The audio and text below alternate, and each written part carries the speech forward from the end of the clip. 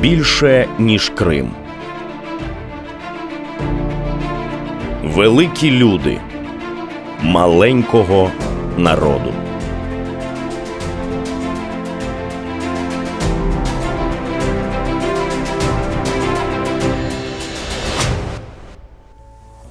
Мустафа Джемілєв – найвідоміший у світі кримський татарин сьогодення. Лідер свого народу і один з визнаних моральних авторитетів сучасної України. Він обрав свій неймовірно складний шлях усвідомлено. Його дитинство – насильницька депортація, тяжкий режим спецпоселень, голод та приниження. З юності він почав боротьбу за свій народ. 15 років життя провів у радянських політичних таборах. За його плечима найдовше в історії голодування протесту – 303 дні. В кінці 1980-х Мустафа Джемілєв очолив боротьбу за національне відродження кримсько-татарського народу вже на історичній батьківщині в Криму. Розповіді про Крим замінили йому дитячі казки. Все його життя і всі його ідеї були пов'язані із мрією про повернення на батьківщину.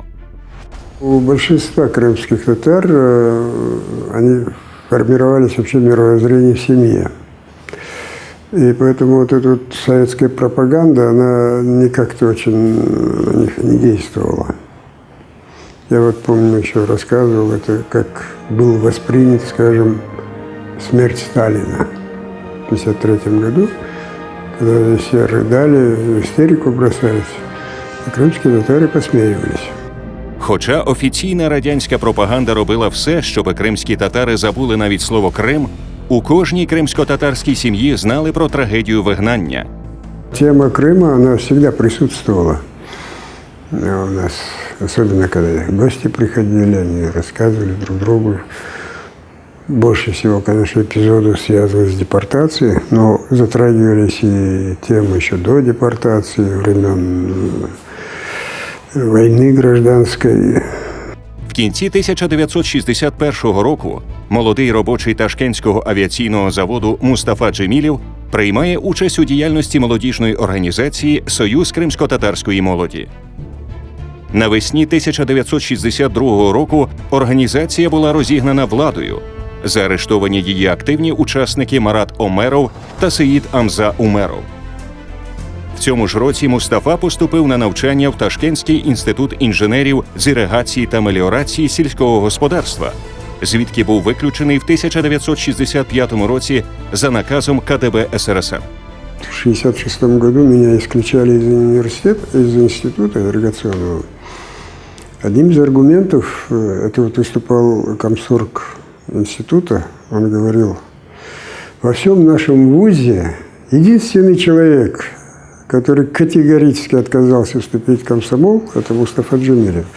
Вот это был аргумент в пользу того, что меня надо вообще-то гнать из этого института. Хотя были другие. Там основной мотив был задан КГБ, они там прислали бумагу о том, что я собираю там студентов, наёвки устраиваем, мы там обсуждаем политику КПСС и советского правительства, с антисоветских позиций, националистических позиций. И мудрое решение коммунистической партии и нашего родного правительства переселить татар из Крыма в Среднюю Азию называю незаконным актом геноцидом. Вперше Мустафу Джемілєва засудили на 1,5 року позбавлення свободи у зв'язку з його відмовою служити в радянській армії за політичними мотивами. Первый процесс за отказ от службы советской армии, они же как исключили меня из института как неблагонадежного и сразу хотели в армию отправить. Ну, в армию, понятное дело, там они, видимо, готовились, чтобы провокацию какую-то сделать, чтобы там же легче, тут там народа нет, свидетелей нет. И когда я пришел в военкомат, говорю, слушайте, я что-то, говорю, не понимаю логику советской власти. Как неблагонадежно, я не могу учиться в институте, а вот этому неблагонадежному вы хотите в руки автомат дать. Как же так? У травні 1969 року разом з іншими правозахисниками Мустафа Джемілєв став засновником першої в СРСР Незалежної громадянської асоціації – ініціативної групи захисту прав людини в СРСР. А через 4 місяці Мустафу заарештували. Процес по звинуваченню Мустафи Джемілєва та Іллі Габая у виготовленні і розповсюдженні документів, що містять наклеп на радянський державний і суспільний лад, проходив в Ташкентському міському суді в січні 1970-го. У справі фігурували документи на захист кримських татар. Обидва підсудних винними себе не визнали. Джемілєв був засуджений на 3 роки табору суворого режиму. Габай – на 3 роки табору загального режиму. Мустафа Джемілєв звільнився з ув'язнення у вересні 1972 року і, як той, що не став на шлях виправлення, проживав під гласним адміністративним наглядом в Гулістані. Оскільки він продовжував активну участь в національному русі, незабаром пішли нові репресії.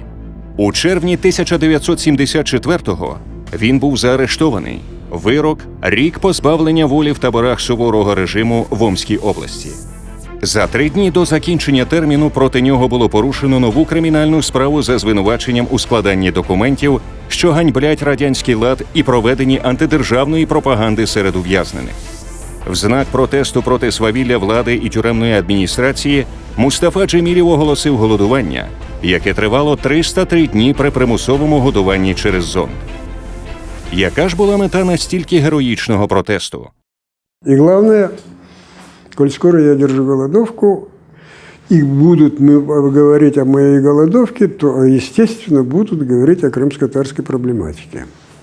Когда Мустафу судили, он 10 месяцев голодовку держал, и в апреле, по-моему, там начался суд, и приехал Андрей. Мы с Ташкента полетели, группа людей, с матерью, братьями, сестрами, родными. И с Москвы прилетел Андрей Дмитриевич с Еленой Георгиевной, Боннер. На 2-й день начался судебный процесс. Ну, мать пустили, братьев пустили, сестру пустили, а нас никого не пустили. На 2-й день приговор суда, и ему там сколько, 2,5 года, там он уже сидел сколько времени, и увезли. И я видела, как Андрей Дмитриевич бежал за машиной. Радянський дисидент, член-засновник української хельсінської групи Мирослав Маринович, дізнався про Мустафу в 1970-х, коли Джемілєв був уже живою легендою правозахисного руху в СРСР. Від самого початку це ім'я було пов'язане з героїзмом, було пов'язане з мужністю, такою безапеляційною, без всяких сумнівів. Це був приклад такого героїзму, який, ну я би навіть вжив це слово спокійний героїзм, отакий впевнений. Знаєте, там не було нічого від емоцій хвилевих, а це був вибір життя.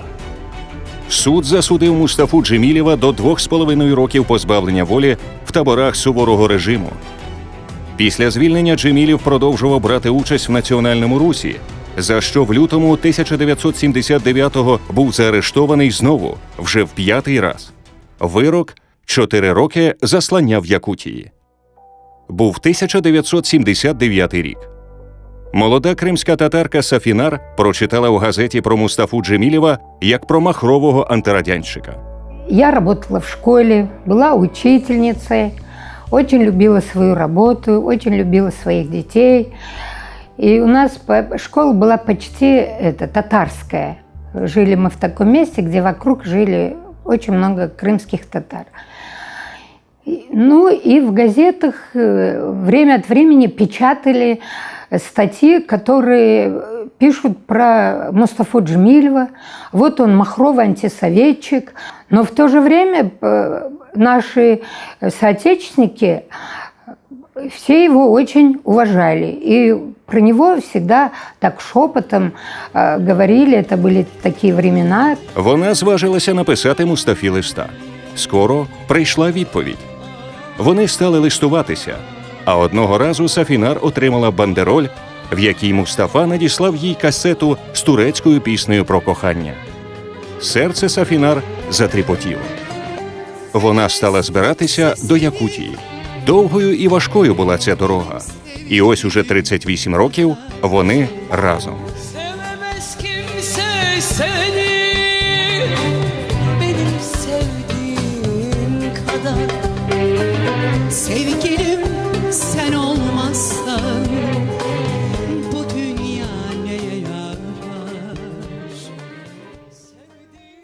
Перед закінченням терміну, який Мустафа Джемілєв відбував в Магаданській області, проти нього було порушено нову кримінальну справу за сфабрикованим звинуваченням за непокору. На закритому табірному процесі в грудні 1986 року Мустафа Джемілєв був засуджений до 3 років позбавлення волі умовно з 5-річним випробувальним терміном і звільнений із зали суду. Після прибуття в Узбекистан Мустафа Джемілєв відразу ж включився в бурхливу політичну діяльність. У квітні 1987 року на першій всесоюзній нараді представників ініціативних груп Мустафа Джемілєв обраний до числа 16 членів Центральної ініціативної групи Національного руху кримських татар. У травні 1989 року на базі ініціативних груп засновується Організація Кримсько-татарського національного руху. Мустафа Джемілєв обирається її головою. В цьому ж році разом з сім'єю він повертається до Криму і поселяється в Бахчисараї. Рефат Шубаров познайомився з Мустафою Джемілєвим в 1989 році. Але ім'я Мустафи часто звучало в його родині задовго до цього. Нашей семье очень часто говорили про него, и мама говорила, особенно когда мы ездили в Краснодарский край. У меня там жили тети, дяди, и они очень близко контактировали с близкими Мустафа, когда он сидел в тюрьме тоже. Ну, поэтому после этих поездок долго все это обсуждалось в семьях. И, конечно, некий такой ореол мужественного человека по отношению к Мустафа в нашей семье был. У червні 1991 року на скликаному вперше після 1917 року Національному з'їзді кримсько-татарського народу Курултаї Мустафа Джемілєв обирається головою Меджлісу кримсько-татарського народу. Згодом делегатами нових скликань Курултаю в ході таємного голосування він повторно обирається на цю посаду.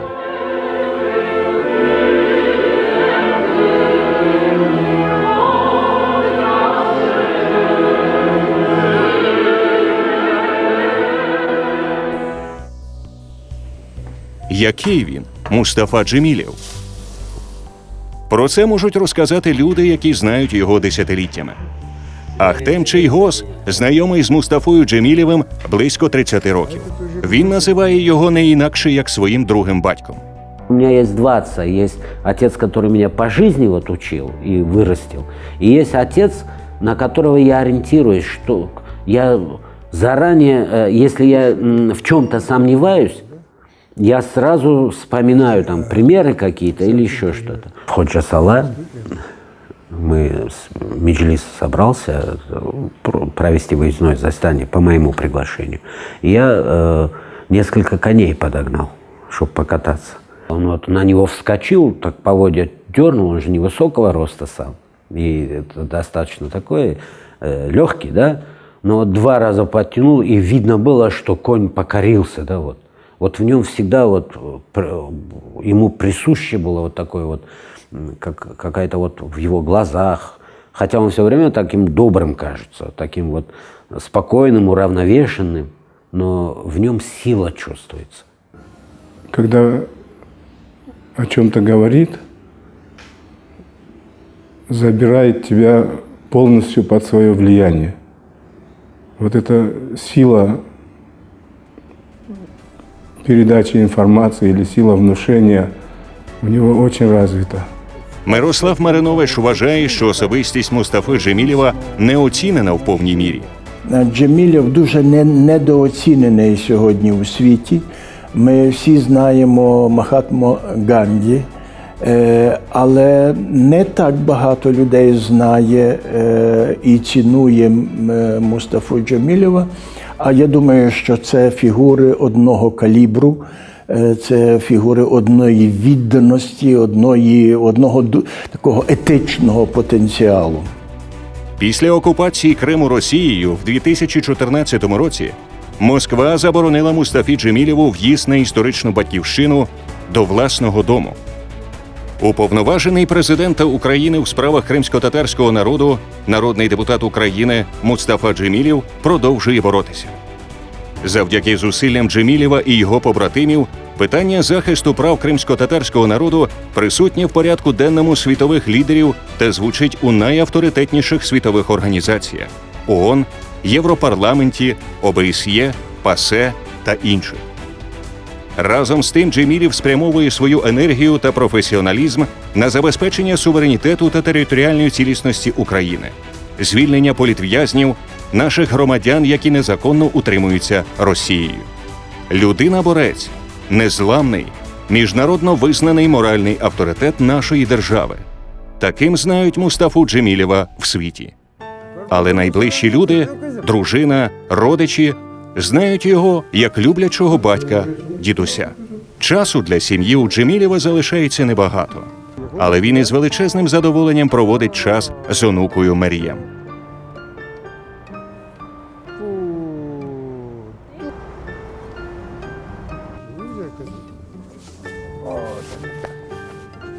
Выгоним ту нечисть из Крыма. И вот там, до чего мы так столько лет возвращались. Что вот эти наши малыши там счастливо жили. Здесь не нравится нам. Да, Правда, на відпочинок у Джемілєва часу немає.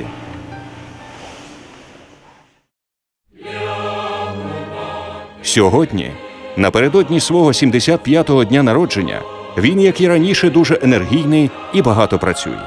Вот последние 4 года, естественно, в силу того, что это просто в этом очень большая необходимость, именно и его участие во многих событиях, которые происходят, мы иногда удивляемся вот его выносливости в прямом смысле, потому что за месяц делать 3-4 из них один трансатлантический, а то и 2 перелета, это сложно для даже такого молодого, более молодого человека. Так судилося Мустафі, що він був поза рідним краєм тривалий час. Але він знає оцю формулу, він знає спосіб, як, будучи далеко від Криму, бути з ним разом і формувати його долю. Тому йому не звикати бути поза Кримом, але насправді бути душею Криму. Родина прекрасная, у нас неповторимая, единственная Родина. Но все-таки Родина в первую очередь это люди, твой народ.